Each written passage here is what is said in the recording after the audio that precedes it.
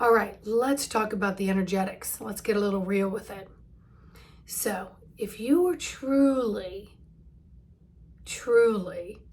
staying in this physical body and working with its mechanical barometer, the temperatures of what's going on around you and in you, something I call the independent or individual positioning system, so that you know where the you of the you in the universe is and how you're navigating through all that information through nonverbal, which is the energetics. So around the 21st, 22nd, we got this straight down into what made people want to kind of retreat and be quiet and allow emotions to have some flow to them. But many got stuck deep in that rut of sadness, despair, feeling alone, not being able to filter the information so that gives you a hopeful understanding. Now, this has been going on now a lot over the last few months. And what it has created is, what the guides show me, is this ability to purge. And you have an opportunity to do it. But many are sinking so low in it, they're not able to lift it up and out to see a glimmer or a glimpse of what could be some light at the end of the tunnel. So a lot of people are wanting to exit, and they're creating exit strategies. It could be taking your own life, sadly. It could be bringing on energies for more sickness, giving you an excuse to lay still. It could be that you're not understanding that you're energetically feeding into this, for lack of a better expression, this Notre Dame effect of world destruction. And some people aren't going to be able to face it, so they want to exit out of it. So they're feeding into that climate. And I'm going to tell you, the world ending and annihilation and massive catastrophes isn't the paradigm that we're in. And if you were to really set in to the meat and the bones and the blood of your inner computer system, you would be able to divinely navigate a little bit better.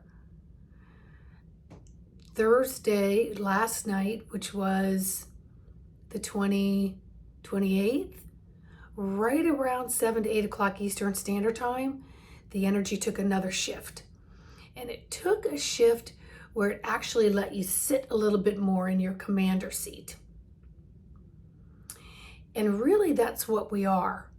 We're almost like little solo spaceships in a commander seat, navigating through the atmosphere and the galaxy to the unknown. And there's debris coming. We're learning how to bob and weave through it. But those of us who are not looking at this as a learning experience are getting taken down into what we want to call this manicville, this depression, this heaviness, and not being able to see the opportunity to merge and to give it a final purge.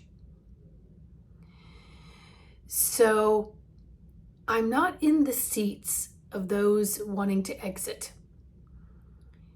but some of my clients are.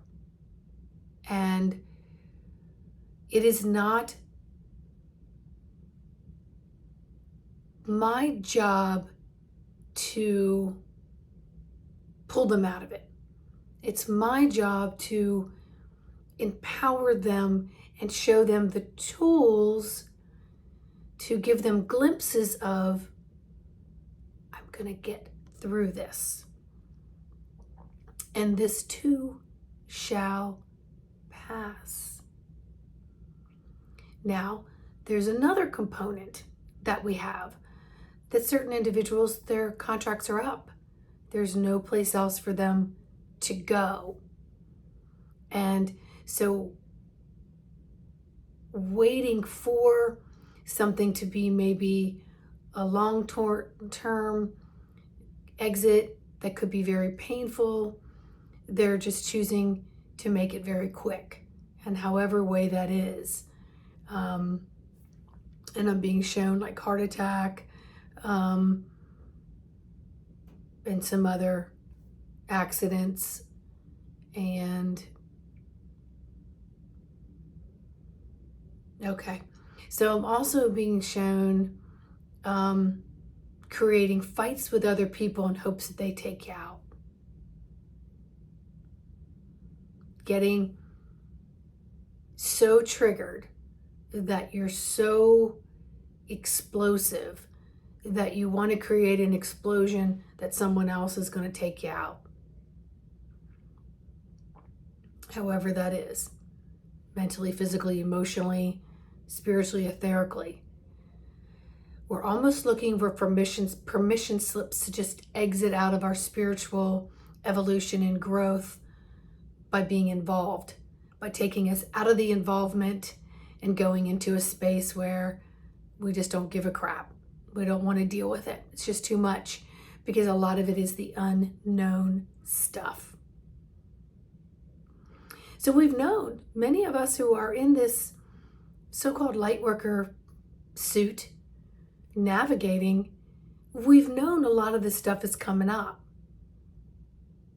And even for us, it's difficult.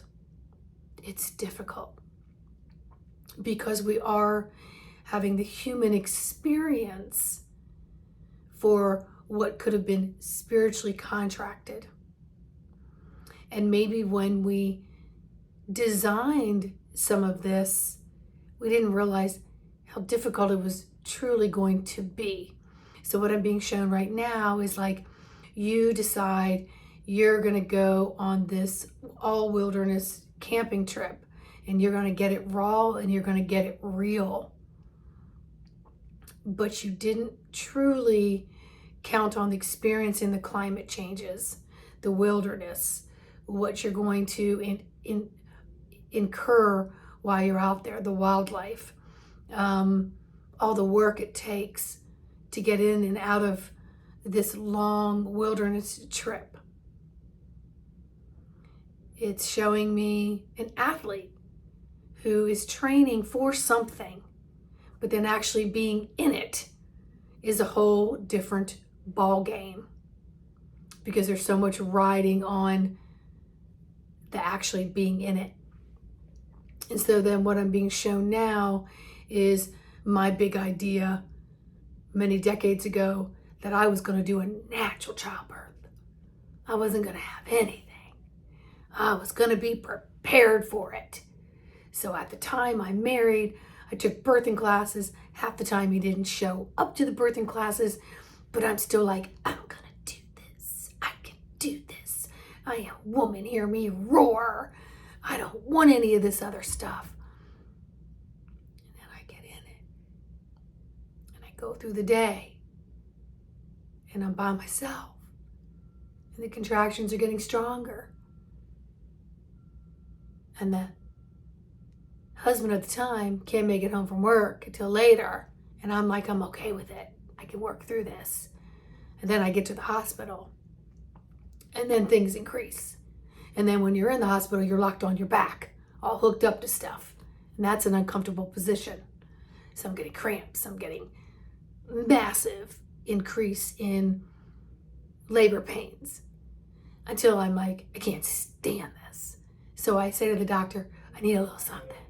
And he's like, let me remind you that you said, and I'm like, remind me of, get closer to me. I'm gonna take you out. And so I wound up, he broke my water. And then it came on even more intense. And they wouldn't give me anything. And then it was too late anyway to get anything. So then I begged the nurse to let me lay on my left side and to move all the contraptions and sticky doodles over. And she's like, we don't do that. And I said, I'm begging you.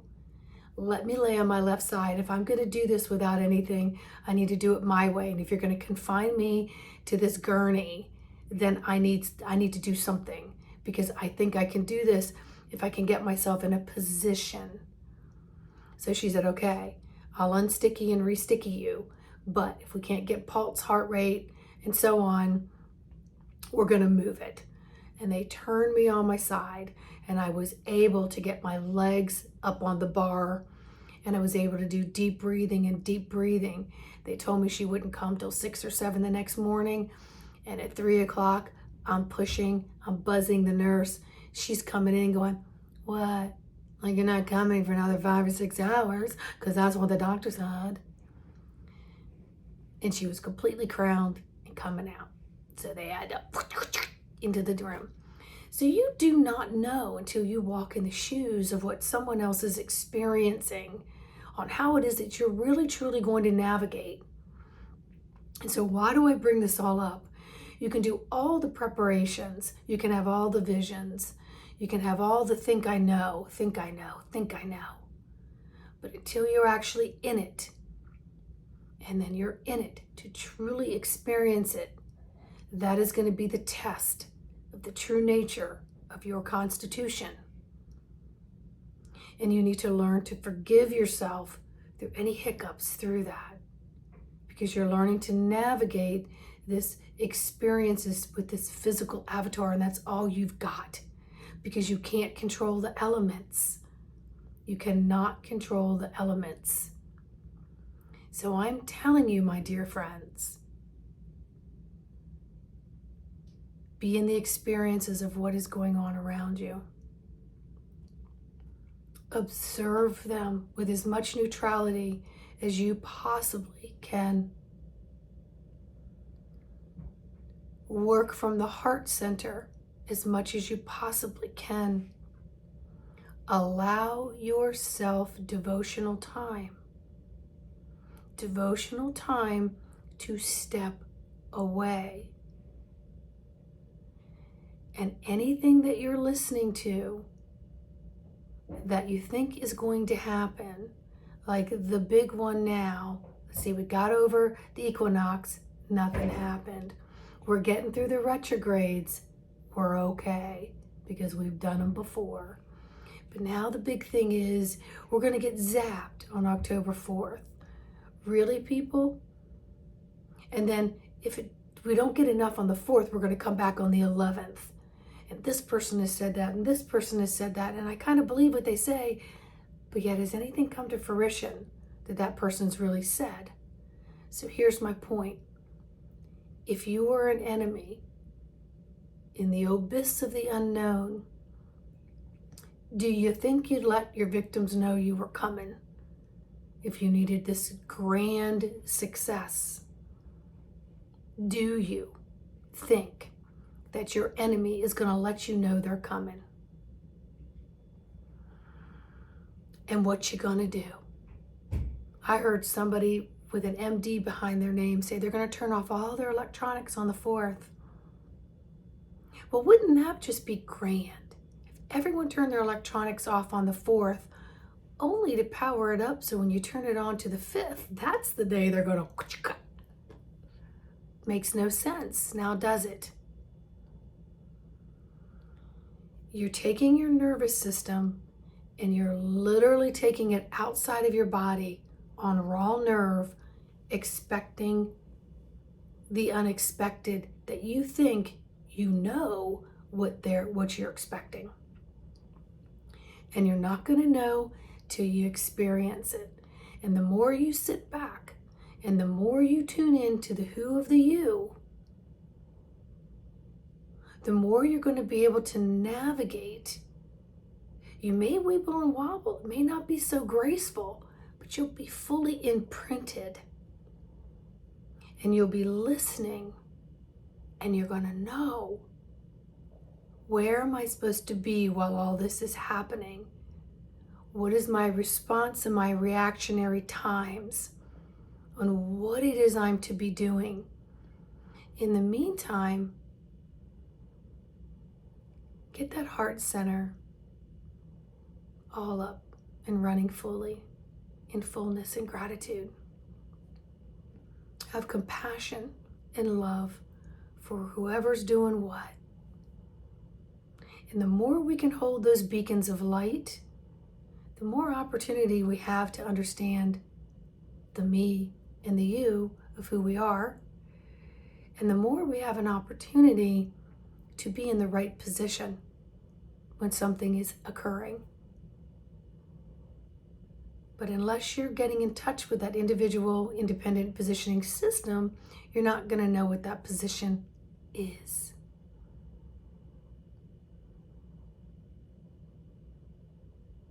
So don't worry about what you don't know. Fortify what you do know.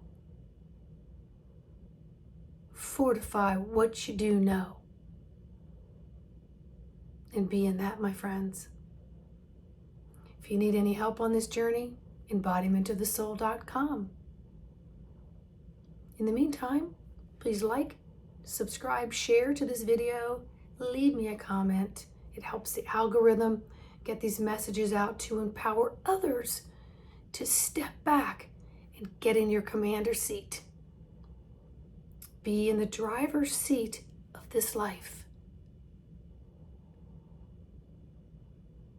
And let it show you through deliberate steps on your path as you are blazing through this trail,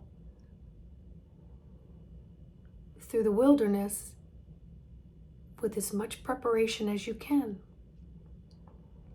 through the labor delivery with as much preparation as you can.